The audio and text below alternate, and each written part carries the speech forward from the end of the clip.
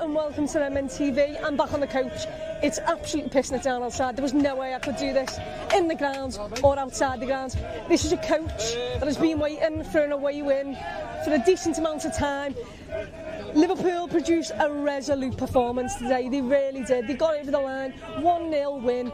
They basically stopped the unbeaten run that was at the Stadium of Light in the Premier League this season. And it was a game that just had a lot of fight, a lot of battles. I don't think it was the most entertaining game for 90 minutes, let's be perfectly honest about that. But someone's clearly very happy that Liverpool have won. Shut up! Oh, it's incredible. This coach is going to be absolutely horrendous in terms of how loud it's going to be on the way home, which is brilliant. But when you take into consideration that's probably going to be a 3 a.m. get home, yeah, it's not great. Anyway, let's get back to the game. I thought Liverpool, for the first half an hour, kind of were just a bit meh. You know, I didn't think Sunderland were offering loads, but I didn't think Liverpool were offering loads either. The last 15 minutes of that first half, I seriously thought Liverpool were going to break the deadlock. Liverpool had wave after wave after wave of pressure. It felt like it was building, it felt like it was coming. We hit the post with Florian Wirtz. I think it is, you know, we just seemed a little bit relentless in those 15 minutes. But it was a little bit gutting when it got to half time, and Liverpool just didn't have the lead that they deserved towards the end of that first half. But I thought overall we were doing quite well. I thought Florian Wirtz was really good when we got him into the spaces. I just thought Liverpool needs to add more quality into it. Second half was about warriors all over the pitch. I am so upset for Wataru Endo. I thought he put in an absolute superb performance, and the injury, I think he gets his foot stuck in the ground and lands on it, I'm not sure. But what I can tell you is, it is a brilliant, absolutely brilliant block at the back post to save us in that moment, and I'm so sad that he gets injured from it. I mean, that is just Liverpool's luck at the moment. I think he deserves a massive shout out. I thought he won every individual battle that he was asked of. And yeah, I'm devastated for him. I hope it's not a big injury for Liverpool, but also for himself, because he really didn't deserve that. I thought he was superb when he was on the pitch. Joe Gomez comes on the pitch, and by the way, I thought he did pretty well as well. But the player who...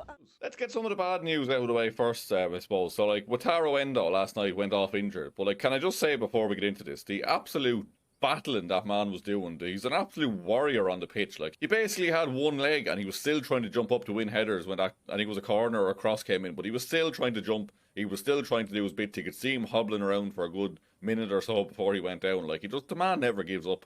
And it's so sad to see him going off on that stretcher. Hopefully not as bad as it's made out to be, and hopefully he's back in time for the World Cup as well, because that would be absolutely heartbreaking for him, especially at his age. It probably is his last chance of getting to a World Cup with Japan. Yeah, but all best wishes to Wataru Endo. But we do have a report from Physio Scout on X about just some of the possibilities around this injury. Please, by all means as well, take this with a pinch of salt. This is just like some guy who's a physio who's just giving his opinion on some of the possible outcomes of this injury. He said, forced aversion at the ankle after putting his body weight on it brings concern for a high ankle sprain or a syndesmosis injury. I nailed that one.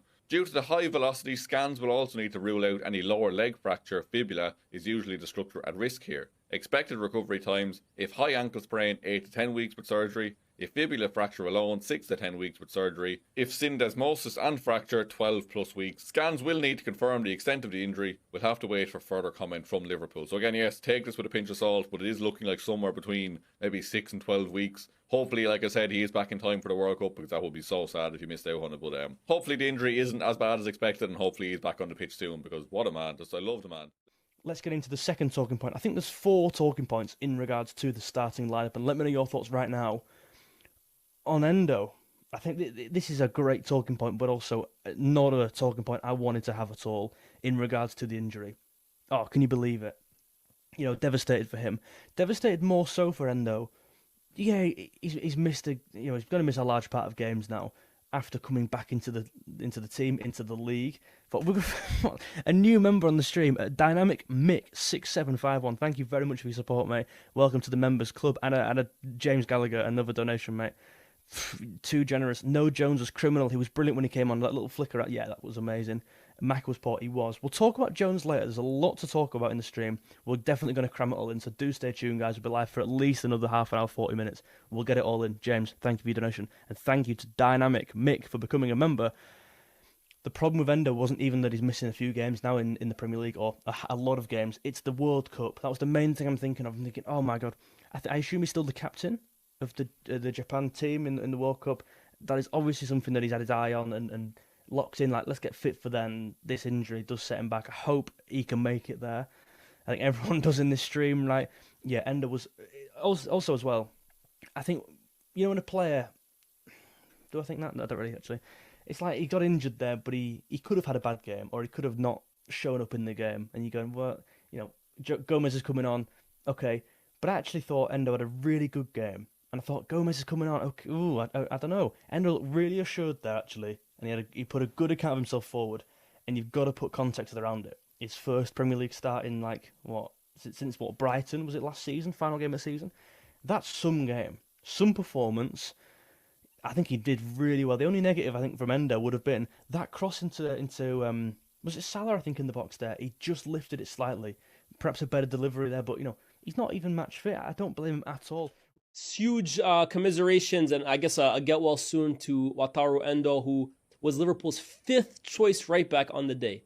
This season, that position has been absolutely cursed. I don't know if Trent put a hex on the position before he left, but whether it's Frimpong, whether it's Connor Bradley, whether it's Dominic Szoboszlai, whether it's Joe Gomez, or whether tonight it was Wataru Endo, Liverpool have not been able to fill that position consistently, week in, week out, with an actual player this season. Every game, it feels like there's a different player playing there. And look, Bradley has done his thing. Szoboszlai, I think, has put in huge minutes in that position. Frimpong, I think, was really starting to grow into it before his injury. And Gomez is Gomez, Mr. Reliable, except for his fitness. But Endo playing there was just like, that is the final what the hell is going on in Liverpool this season. And honestly, for an hour, I actually think he did a pretty decent job there. But that injury looked really, really brutal. And to be honest with you, I was shocked that he even got up in the first place. I think the adrenaline in that moment must have just sent him into overdrive, to be honest with you. Because even on first look, on the naked eye, it looked like one of those falls and one of those screams that often happens when a knee injury is kind of in effect. You looked at the way Endo cleared it and then almost fell. And again, without even seeing a replay, you thought, that looks really, really bad. And then you see the replay, and I'm seeing Endo get up and almost just try and shake it off. I'm thinking, this guy's a warrior, man, seriously. But unfortunately for Endo, he had to be stretchered off. Really, really bad news for him. I hope that he can recover, to be honest with you, because you never want to see that kind of injury to any kind of player, no matter who he plays for. And Liverpool in this current moment just do not need more injuries.